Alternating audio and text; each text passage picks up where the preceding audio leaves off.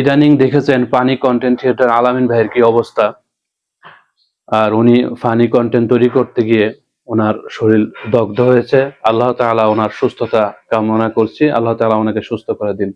তবে এই বিষয়টা আমি অন্যভাবে একটু ব্যাখ্যা বিশ্লেষণ করার চেষ্টা করব। আমরা দুনিয়ায় যেই পাপে লিপ্ত আছি বিভিন্নভাবে, দেখা যায় আমরা অনেক পাপ করে থাকি, যা স্ফুলিঙ্গ জমে যেতেছে। আল্লাহ তাআলার ক্ষোভ আমাদের প্রতি জমে যাচ্ছে। যদি আল্লাহ তাআলা এই অবস্থায় তওবা না করা অবস্থায় আমাদেরকে দুনিয়া থেকে নেন, কি অবস্থা হবে? আল্লাহ তাআলা যত বড়, তার আযাব গজবও তত বড়। আল্লাহ তাআলা যদি আযাব গজব দেন, সামান্য গুনাহ কিন্তু অনেক বড়, কঠিন, ভয়াবহ হতে পারে।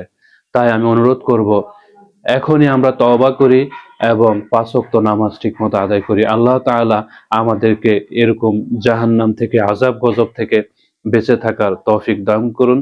আল্লাহ তাআলা আমাদের জন্য এরকম জাহান্নামে না দেন।